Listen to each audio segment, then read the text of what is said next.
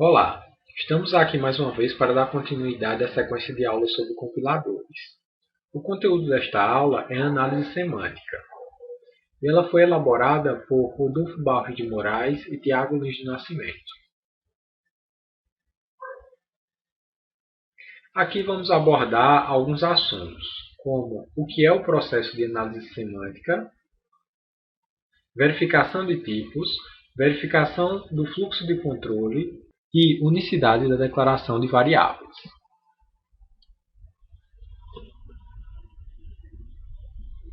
Embora a análise sintática consiga verificar se uma expressão obedece às regras de formação de uma dada gramática, seria muito difícil expressar, através de gramáticas, algumas regras usuais em linguagem de programação, como todas as variáveis devem ser declaradas, e situações onde o contexto em que ocorre a expressão ou o tipo da variável deve ser verificado. O objetivo da análise semântica é trabalhar no nível de interrelacionamento entre as partes distintas do programa. As tarefas básicas desempenhadas durante a análise semântica incluem a verificação de tipos, a verificação de fluxos de controle e a verificação da unicidade da declaração de variáveis. Então, dependendo da linguagem de programação, outros tipos de verificações podem ser necessários. Então, considerando o exemplo em si, a função que retorna um inteiro a partir de uma operação com um número inteiro e com um ponto flutuante. Ao ser compilada, este código geraria a seguinte mensagem. Ou seja, operandos inválidos para a operação representada por porcentagem. Então ele vai dizer aí basicamente que teriam que ter o mesmo tipo. A operação só poderia ser realizada se fosse entre objetos do mesmo tipo. Logo, essa verificação feita no GCC, que é o compilador de C, ela foi realizada através da análise semântica. Mais especificamente, foi realizada pelo verificador de tipos.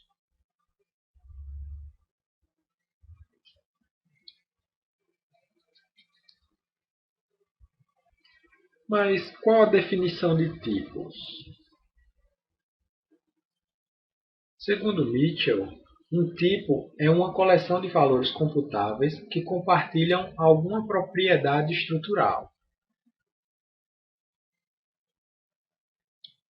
Uma outra definição de Cardelli diz que tipo é uma coleção de valores que um fragmento de programa pode assumir durante execução.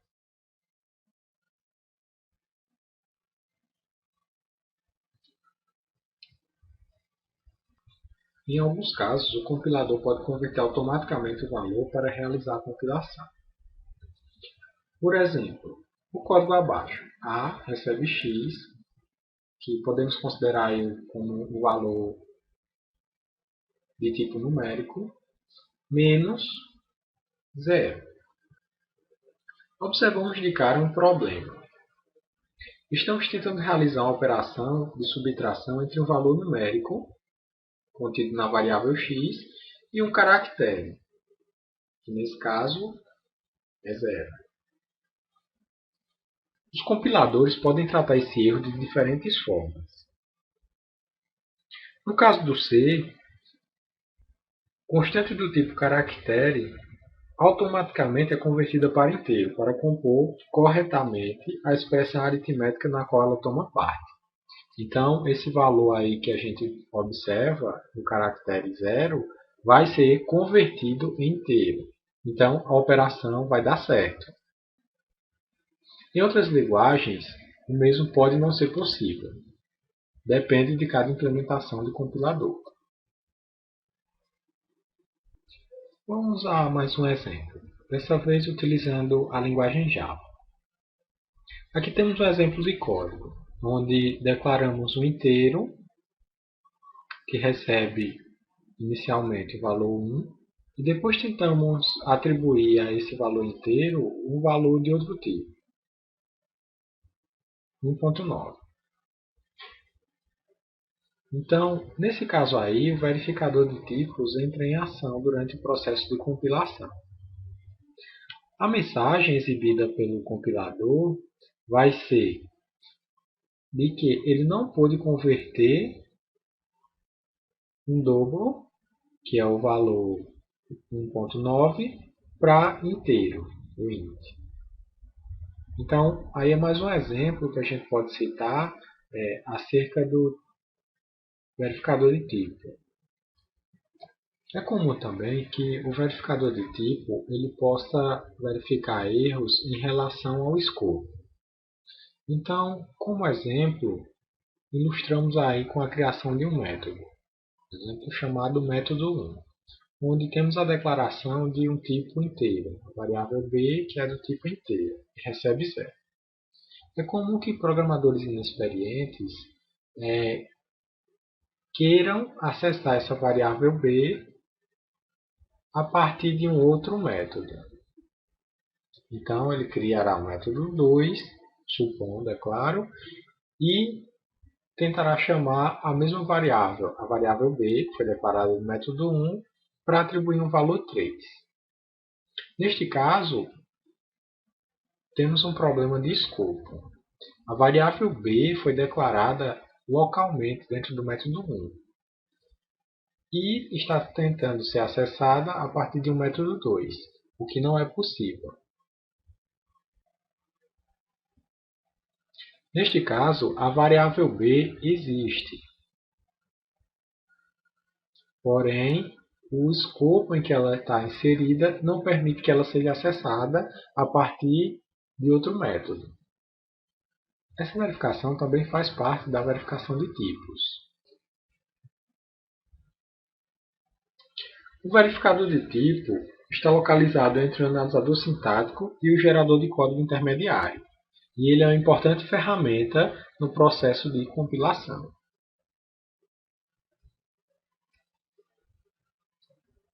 O verificador de tipos implementa um sistema de tipos, que é uma coleção de regras para expressões de tipos das variáveis de um programa.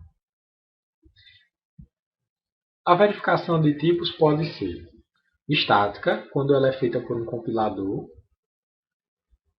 ou dinâmica, quando ela é feita quando o programa-alvo roda. Assim como os tipos mais primitivos são verificados, nessa etapa pode ocorrer ainda a verificação de tipos de expressões, a verificação de tipos de comandos e a verificação de funções.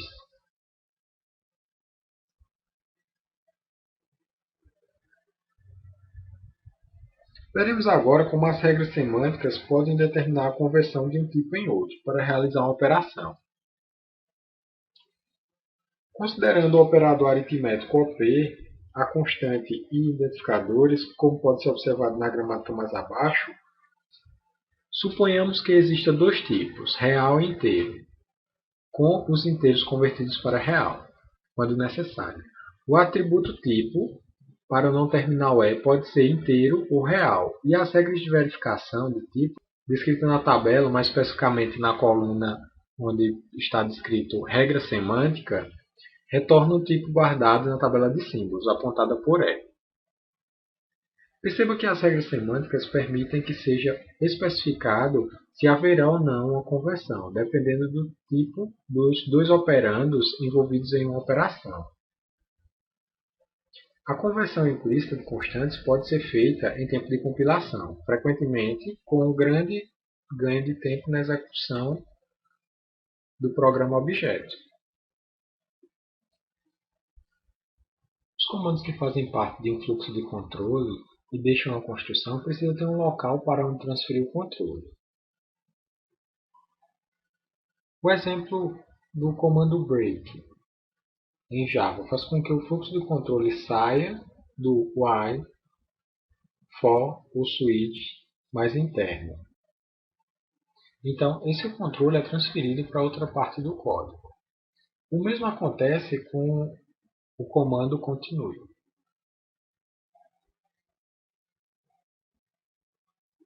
A verificação do fluxo de controle é importante, pois faz com que diferentes partes do código possam ser ativadas de acordo com expressões como break e continue.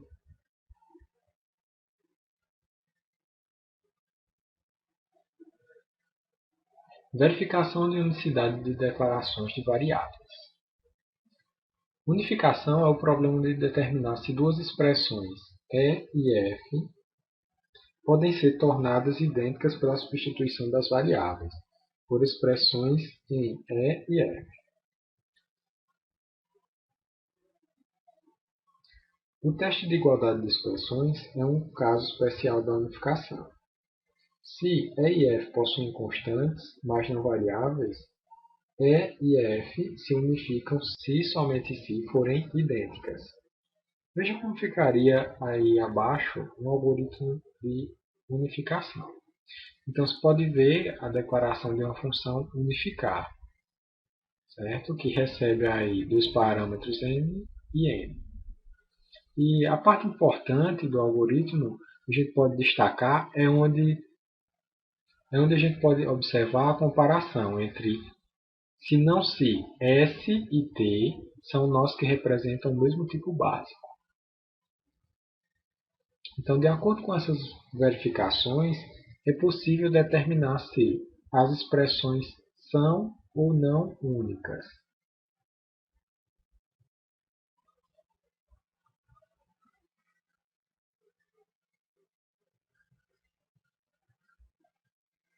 Então, aí estão as referências que a gente utilizou para a elaboração dessa aula. Obrigado pela atenção. Até as próximas.